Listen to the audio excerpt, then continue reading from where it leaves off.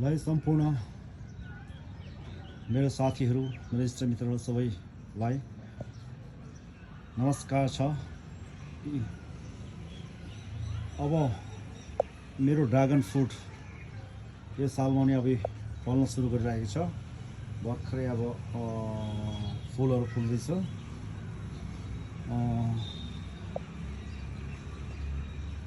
अब यो सालमा यो रुखमा टन्नै फल्ला जस्तो छ है ल है साथी हो। अनि पछि यता मेरो यो प्लान्ट हो। अब यो लगभग 7 महिना भयो।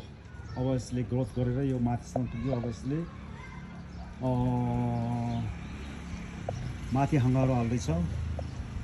सायद यही सालमा फल्छ होला यो। अब यो सालमा फलेन भने अर्को सालमा त यो एकदम टन्न फल्छ।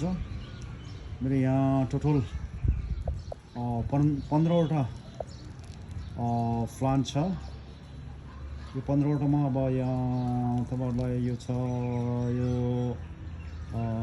एकदम रातो, भित्र पनि रातो, सबै रातो, एकदम नम्बर 1 फ्रुट हो यो ड्रागन फ्रुटमा मध्येमा यो रातो।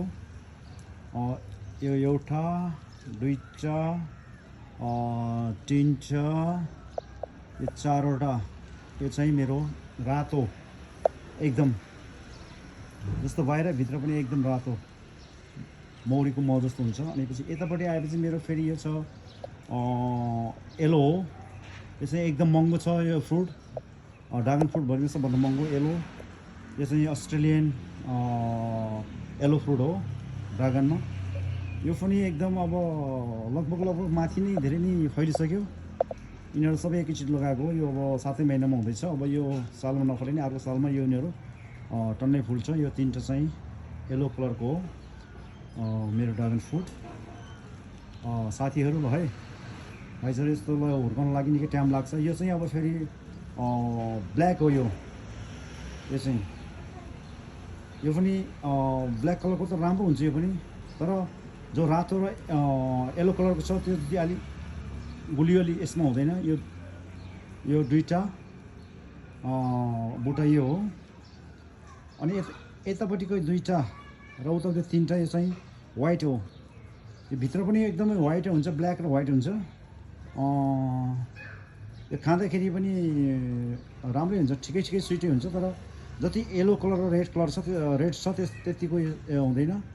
अनि सबभन्दा लास्टमा मेरो यो हो, सानो छ। यसले पनि अब यो भर्खरै जमाएको हो, यो अब बढ्दैछ।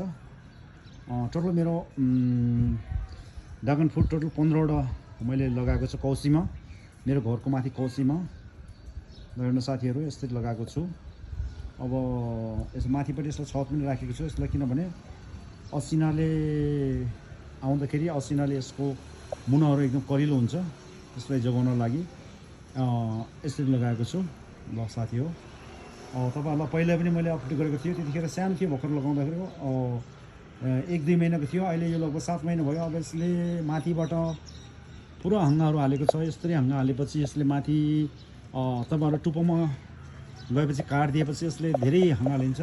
जति धेरै हाँगा लियो उसले त्यति धेरै फल्नको लागि राम्रो हुन्छ। त्यही कारणले गर्दाखेरि अहिलेको यो सालमा भन्दा अर्को सालमा अझै तपाईँहरूले मेरो यो ड्रागन फ्रुटलाई हेर्नको लागि अझै एकदम राम्रो हुन्छ। र त्यसैले अब यो मेरो चाहिँ यो चाहिँ अब यो चाहिँ लगभग 2 वर्ष हुन लाग्यो फुल। यो चाहिँ यसो भने लास्ट इयरमा मेरो टोटल 8वटा फलेको थियो। अहिलेको सालमा धेरै नै फल्छ भन्ने आशा लिएको छु ल। थ्याङ्क यू साथी हो, थ्याङ्क यू।